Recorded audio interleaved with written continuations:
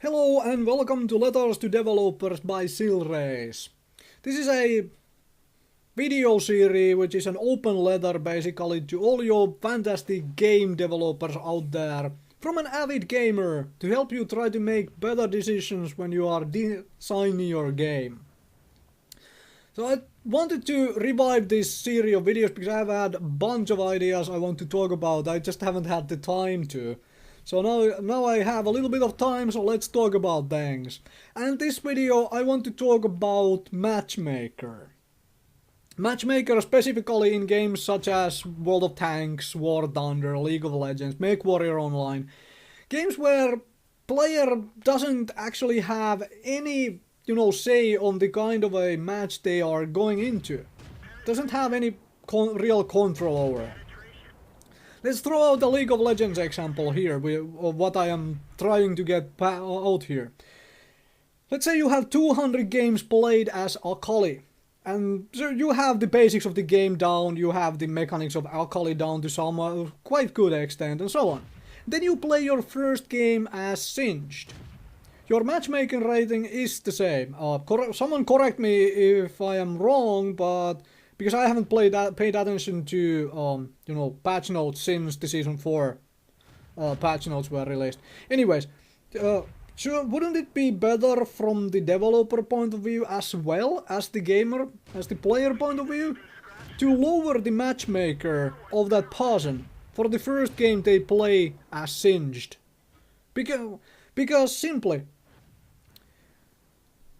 he wants to try something new, something he hasn't done before. And from the developer point of view, it's like, we designed this thing. Let's make sure that his first impression of this thing is just a bit better.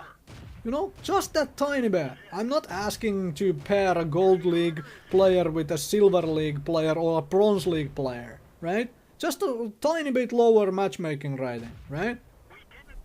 Something along these lines.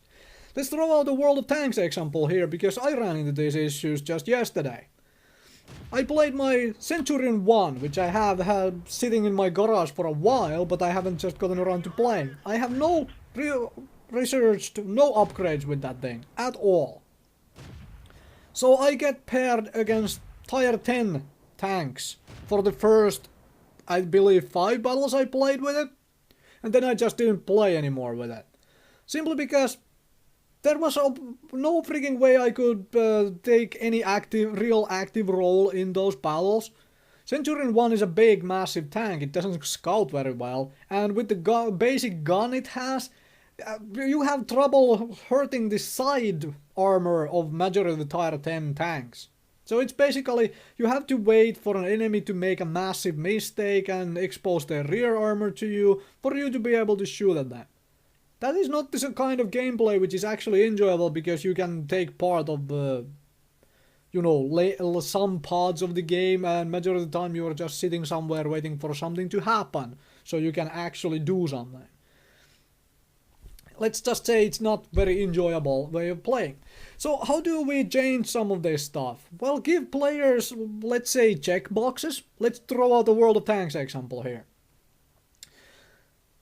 Checkboxes of such as, no artillery, pair me with only 1 tire above, and then give a timer of, let's say, 1 to 3 minutes or something, which could be a nice slider where you can decide the timer, and if nothing matches the parameters within that timer you give, then it broadens the search category to hit absolutely everything.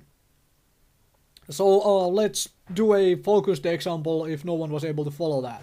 Let's say I want to play my Centurion 1. I check boxes such as whatever boxes there are, but the couple which come in mind. Pair me with maximum 1 tire above, so no tier 10s, only tier 9s. And no artilleries, because Centurion 1 is a massive target, it's easy to hit with an artillery. And about 1 minute of time. And if within that 1 minute it doesn't find me a game which matches those parameters, right? Then it broadens the search category to include all the parameters anyway. This would help the player, and this would actually help the game developer as well, because judging by the parameters they see people search by, the data, game keeps track of all this data anyway? They would be able to tell what kind of games, what kind of battles the players actually want out of the game they are playing. It would help you design new things into the game, right? This is my belief that this sort of system should be implemented, and if anyone out there is listening who is designing a game such as one of these titles, or some sort of a similar title which uses a matchmaker, take this into consideration, because it would provide you with a lot of different kinds of data to help improve your game. Not to mention, it would at least provide with the players with the illusion, if not the actual, even if it wouldn't work very well, it wouldn't consistently put you in matches like that, or of your actual parameters, they would still have the illusion that they are trying to find a match which suits them, right? This wouldn't actually hurt anyone. And there is a certain surprising amount of people, myself included, who would basically not try to cheat this system in ways of like, as a World of Tanks example, not trying to make it so that I would be the freaking top tank. And you could even prevent that entirely, just make it, you know, match me with one tire above, that sort of stuff. I think I'm done here. I think I got my point across pretty well, and let me know in the comments section below, what do you think about this stuff, and should something like this be implemented? And most of all, let me know, have you ever simply not bought a tank in World of Tanks because you figure, well, that thing when I buy it is in completely stock configuration and I just cannot deal with having to play 100 games with a stock tank until I have everything for it researched and I can actually enjoy playing it. Let me know in the comment section. Thank you very much for watching.